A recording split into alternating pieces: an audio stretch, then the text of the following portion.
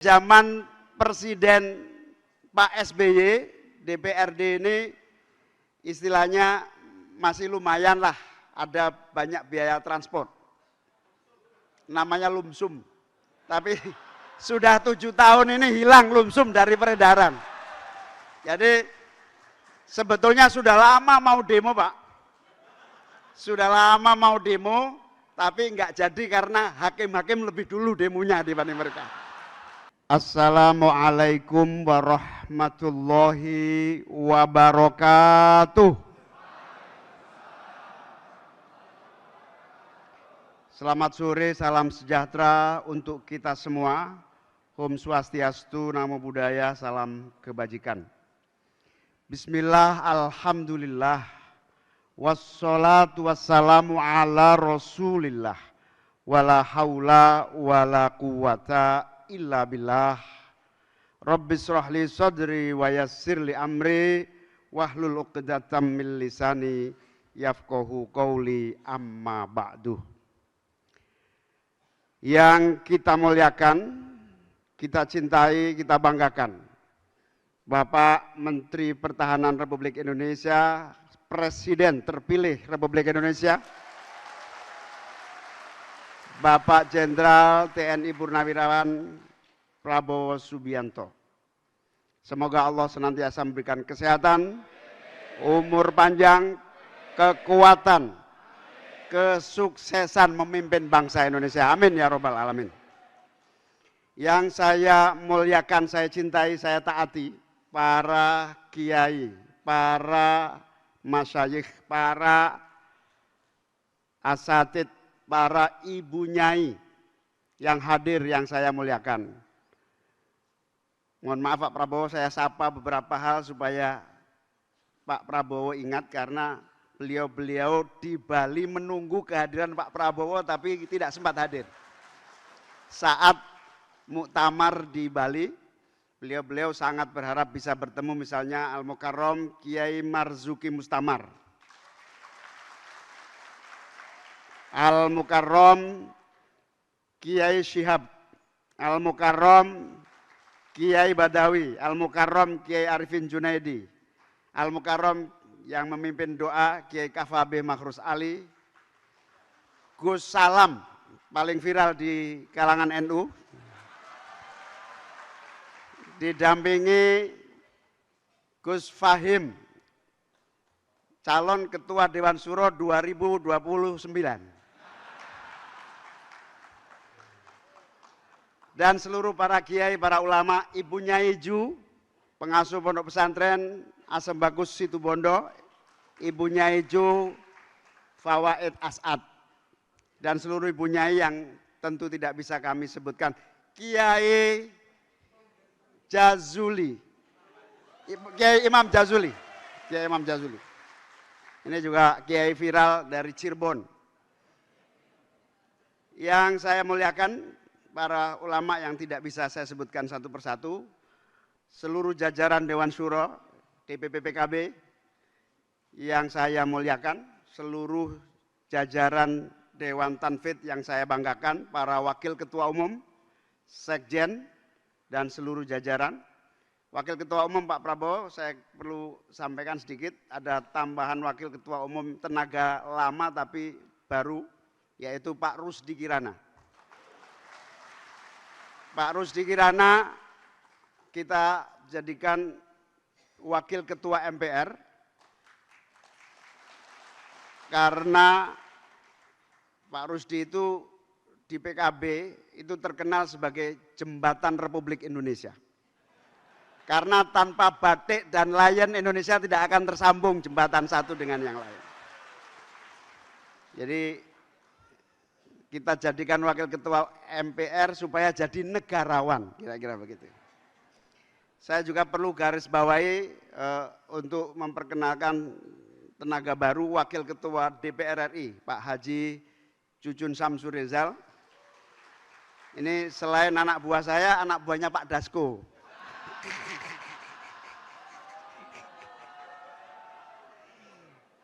Baru tahu ya? Enggak. Yang saya banggakan para ketua DPW se-Indonesia, yang saya banggakan para ketua DPC se-Indonesia, yang saya banggakan para pimpinan DPRD Provinsi se-Indonesia, pimpinan DPRD Kabupaten Kota se-Indonesia, ketua-ketua fraksi yang saya banggakan di seluruh Indonesia. Tentu terima kasih atas kehadirannya, pada datang ke sini bayar sendiri, cari hotel sendiri. Saya tahu aspirasinya hanya satu, Bapak DPRD ini mohon diperhatikan nasibnya. Jadi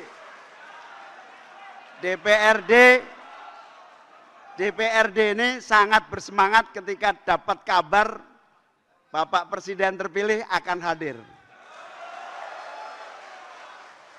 Salah satu yang membuat mereka semangat, siapa tahu nasib menjadi lebih baik. Zaman DPRD, zaman Presiden Pak SBY, DPRD ini istilahnya masih lumayan lah, ada banyak biaya transport. Namanya lumsum. Tapi sudah 7 tahun ini hilang lumsum dari peredaran. Jadi sebetulnya sudah lama mau demo, Pak. Sudah lama mau demo, tapi enggak jadi karena hakim-hakim lebih dulu demonya dibanding mereka.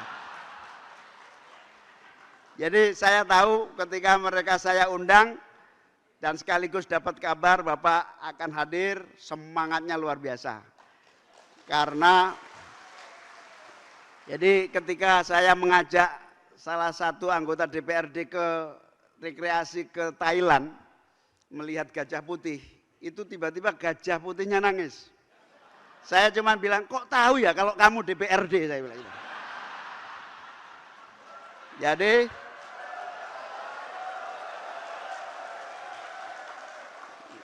Jadi mereka-mereka ini Bapak, mereka-mereka ini mayoritas setelah dilantik langsung menggadaikan SK.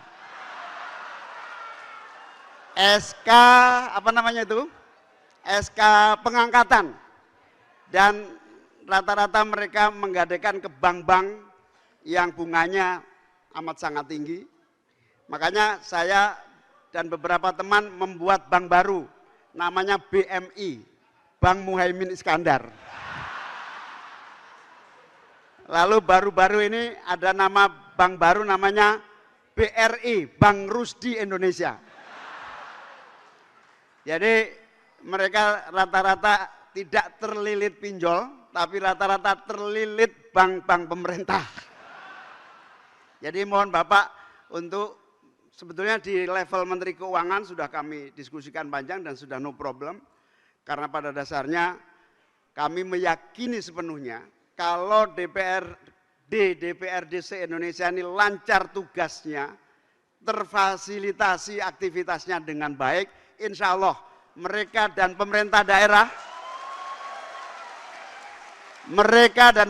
daerah berkontribusi mendorong pertumbuhan ekonomi daerah untuk pertumbuhan ekonomi nasional. Jadi Pak Prabowo yang saya muliakan, salah satu agenda rapat koordinasi nasional ini adalah agar legislatif, eksekutif di daerah berkontribusi seperti masa lalu, berkontribusi pertumbuhan ekonomi nasional dari kekuatan ekonomi daerah. Dan kita berharap cita-cita Pak Prabowo pertumbuhan ekonomi hingga 8% terwujud dalam waktu yang secepat-cepatnya. Amin. Salah satu sederhana Bapak meninjau saja Perpres nomor 33. Kalian jangan terlalu reaktif. Terlalu kelihatan kalau miskin. Jadi peninjauan terhadap PP 33 yang memungkinkan tugas-tugas DPRD bisa berjalan dengan optimal karena rata-rata APBD kita juga mampu menjadi dan menyangga seluruh tugas-tugas DPRD. Jadi saya mohon betul Bapak, kehadiran Bapak ini kami menitipkan teman-teman saya, kalau saya sih DPR RI lebih aman ya dulu. DPRD ini supaya lebih aman lagi menjalankan tugas dengan sebaik-baiknya, merevisi PP 33 sebagai agenda pertumbuhan ekonomi daerah. Bapak Presiden terpilih yang saya muliakan, kami 3 hari ini akan membahas berbagai agenda-agenda penting kontribusi daerah di dalam pembangunan nasional. Kami meyakini sepenuhnya kami punya kesempatan dan punya kewenangan yang sangat relevan untuk berkontribusi di dalam mendongkrak dan menggerakkan ekonomi dan pembangunan nasional. Sehingga 3 hari ini selain kita mensinergikan agenda-agenda pembangunan nasional, kita juga mensinergikan apa yang menjadi harapan kita semua. Insya Allah presiden baru, harapan baru, kemajuan dan pertumbuhan ekonomi di masa yang akan datang. Selama 3 hari ini Bapak Prabowo yang saya muliakan, teman-teman DPRD ini juga bersinergi dengan berbagai kelembagaan nasional. Kami juga minta Bappenas, minta Menteri Keuangan, minta berbagai eselon 1 yang relevan untuk kita ajak bicara sinergi antara kebijakan nasional dengan kebijakan daerah. Ada 3 aspek yang penting Bapak. Yang pertama, ketika Gus Dur jadi presiden, dibentuklah namanya Kementerian Otonomi Daerah. Lalu daerah muncul sebagai kekuatan baru, muncul pemimpin-pemimpin baru karena otonomi yang penuh. Pada pemerintahan Pak SBY dievaluasi. Karena apa? Karena pemimpin daerah menjadi raja-raja baru. Raja-raja baru. Tapi itu dampak negatif dari kewenangan berlebih atau kewenangan yang bagus yang diberikan kepada daerah. Lalu revisi mulai dilakukan dan kemudian mulai terjadi sentralisasi. Tapi nilai positif dari otonomi daerah itu apa? 3 hal. Yang pertama, kontribusi pertumbuhan ekonomi sangat bagus. Pertumbuhan bisa sampai 7%. Yang kedua, penyerapan anggaran sangat efektif. Yang ketiga, mereka sangat kreatif dalam membangun agenda-agenda pembangunan di level masing-masing. Ini tumbuh dengan baik 3 aspek ini. Titik lemahnya aja kadang-kadang salah prioritas, kadang-kadang muncul raja-raja baru, kadang-kadang sinergi pusat dan daerah saling bertabrakan. Lalu evaluasi itu terjadi, maka kami menyimpulkan Bapak dengan perkembangan hari ini, maka diinginkan adanya keadilan antara kewenangan pusat dan daerah dalam satu keadilan kewenangan yang berkontribusi positif di dalam proses pembangunan nasional kita. Keseimbangan ini tentu sangat terbukti karena tidak bisa di era seperti sekarang bertumbuh hanya pada pusat, apalagi hanya bertumbuh pada daerah. Disitulah sinergitas pemerintah pusat dan daerah bisa kita mulai dari legislatif. Pasca pilkada nanti Bapak, kami para kepala daerah yang terpilih dari PKB juga mohon diajak bicara untuk supaya terjadi sinergi bukan saja di legislatif tetapi juga di level eksekutif. Forum inilah yang menjadi forum penting bagi peran PKB khususnya, juga peran para politisi-politisi. Kami ingin membuktikan bahwa politisi-politisi PKB berkontribusi produktif bagi kemajuan dan pertumbuhan ekonomi nasional kita. Teman-teman para anggota DPRD yang saya banggakan, saya menyadari sepenuhnya bahwa tantangan kita tidak mudah dan kita semua sudah tahu hasil musyawarah kerja nasional, hasil musyawarah pimpinan nasional, hasil muktamar PKB di Bali. PKB berkomitmen total mendukung dan mensukseskan kepemimpinan Pak Prabowo di dalam memimpin pembangunan nasional kita. Komitmen dukungan itu Bapak bukan sekedar verbal, tetapi itu menjadi bagian dari kewajiban. sekaligus tanggung jawab politisi-politisi PKB menjadi bagian dari kesuksesan pembangunan nasional. Karena itu kami menegaskan, PKB tidak ingin Pak Prabowo tidak sukses, harus sukses di dalam memimpin Indonesia di masa yang akan datang. Kesuksesan itu antara lain dua. Yang pertama, ekonomi tumbuh dengan sangat produktif, dimulai dari investasi. Tapi di sisi yang lain, ketika pertumbuhan ekonomi belum maksimal, maka negara harus turun tangan mengatasi sementara dalam politik kesejahteraan. Kita tahu banyak program-program kesejahteraan yang bisa dimulai. Jadi tidak perlu menunggu ekonomi tumbuh, tapi juga sudah dimulai kehadiran negara di dalam mengatasi masalah-masalah yang dihadapi rakyatnya. Kita punya 9 prioritas yang salah satu yang sangat penting adalah pendidikan, peningkatan kualitas sumber daya manusia, dan berbagai agenda-agenda yang kami sebutnya sebagai nawa utama. 9 agenda utama PKB.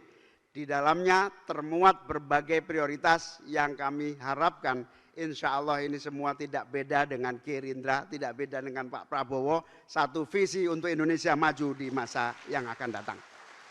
Salah satu SDM yang penting adalah bagaimana agar seluruh lembaga pendidikan mendapatkan keadilan dan akses yang sama. Salah satunya pesantren kita yang masih sangat terbatas dan tertinggal. Jadi nanti kalau ada peningkatan kualitas gizi, kita ingin jangan sampai lupa pesantren yang sudah lama tidak mendapatkan perhatian secara khusus. Juga soal bagaimana kita menjaga daya tahan pertumbuhan dan pembangunan ekonomi dan agenda-agenda lainnya termasuk menjaga dan mengatasi krisis iklim yang real dan nyata di depan kita dengan berbagai tantangan yang kita hadapi. Bapak Prabowo dan hadirin yang saya muliakan, forum ini bagi PKB adalah forum konsolidasi, koordinasi yang terus-menerus karena kami ingin bahwa seluruh DPRD tidak menjadi politisi yang pasif, tetapi proaktif menghandle dan mengatasi masalah-masalah yang dihadapi rakyatnya.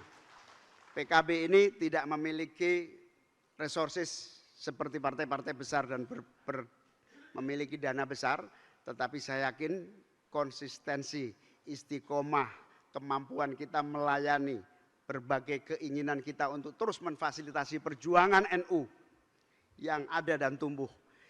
Mohon maaf Pak, saya juga mau lapor, Kiai Marzuki ini 15 tahun memperjuangkan bagaimana agar NU yang bergerak dan tumbuh di masyarakat ini terus menjadi bagian yang kontribusinya nyata bagi pembangunan.